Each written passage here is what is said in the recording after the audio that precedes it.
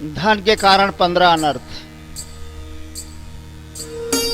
धन के कमाने में और कमा लेने पर उस धन को बढ़ाने और रखने एवं खर्च करने में तथा उसके नाश और उपभोग में जहाँ देखो वहीं निरंतर परिश्रम, भय, चिंता और भ्रम का ही सामना करना पड़ता है। चोरी, हिंसा, झूठ बोलना, दंभ, क्रोध, गर्व, अहंकार, भेद बुद्धि, बैर, अविश्वास,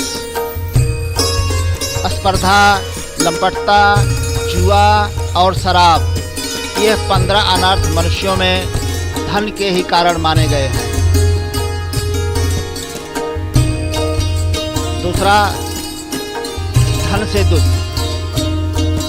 पहले धन के पैदा करने में कष्ट होता है, फिर रखवाली में क्लेश उठाना पड़ता है, इसके बाद कहीं नष्ट न हो जाए तो दुख, और खर्च हो जाए ज़्यादा तो भी दुख होता है।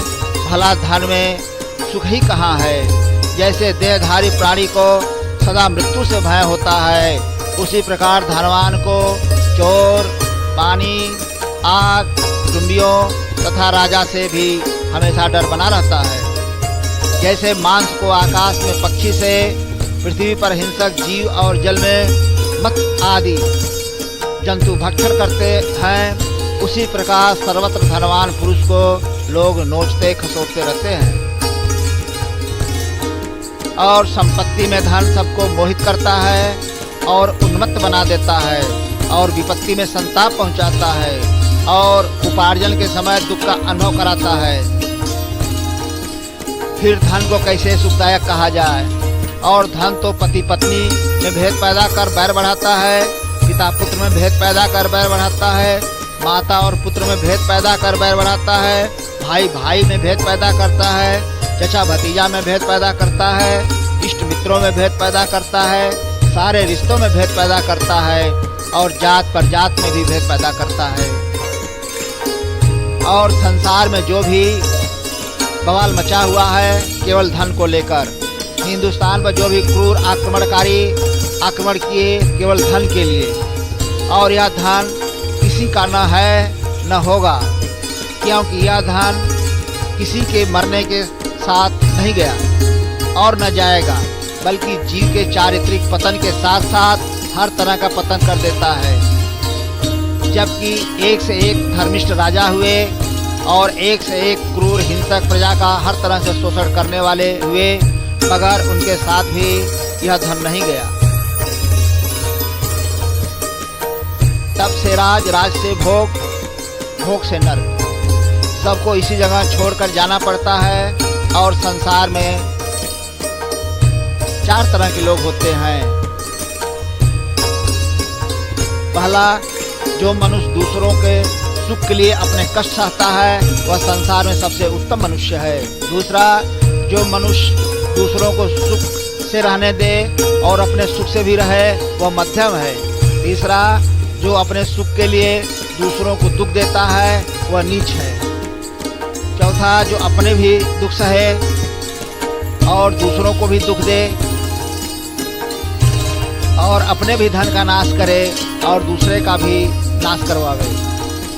इसलिए धन के स्वरूप को समझने की आवश्यकता है कि जीवन में इस धन की कितनी आवश्यकता है और कहाँ तक इस धन से जीव का संबंध रहेगा। तभी जीवन से राग द्वेष भेद मिटेगा, तभी सुख शांति आनंद विश्राम जीवन में मिल पाएगा, तभी ईश्वरानुभूत हो पाएगा, तभी जाकर इस जीवन का उद्देश्य पूरा हो पाएगा और तभी पूरे विश्व में, समाज में भाईचारा, प्रेम, सौहार्द, सहिष्णुता, आपसी सहयोग यह सब रह पाएगा और लोग अमन चैन का जीवन जी पाएंगे।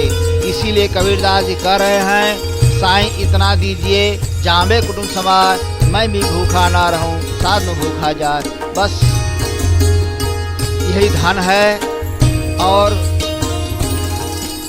धन की यही उपयोगिता है और इतना ही धन का जीवन में महत्व है। इसके बाद अपने जीवन के लिए न धन का कोई महत्व है न आवश्यकता है।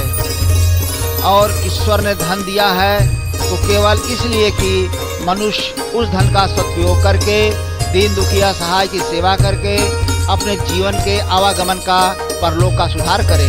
नहीं तो धन के प्रति महत्व बढ़ा तो यह धन व्यक्ति को विश्व का, देश का, समाज का, गांव का, घर का विध्वंसक बना देगा। तब हर जगह से अमन चैन चला जाएगा।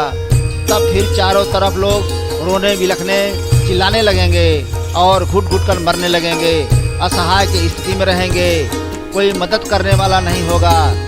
जहाँ शीशे की अदालत में पत्थर की गवाही है, कातिल ही लुटेरा और कातिल ही सिपाही है, तब फिर ईश्वर ही जाने कि क्या होगा।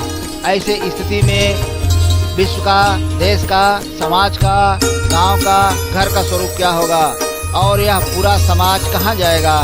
तो इसलिए समाज को सुव्यवस्थित दिशा देने के लिए, मार्ग बताने के लिए सबको बार बार नहीं 1000 बार विचार करने की आवश्यकता है। तभी जीव के जीवन में, व्यक्ति के जीवन में सुख शांति आनंद विश्राम सब रह पाएगा। तभी परलोक का सुधार हो पाएगा, आवागमन से मुक्त हो पाएंगे, तभी जीवन का उद्देश्य पूरा हो पाएगा। बस इतना ही है।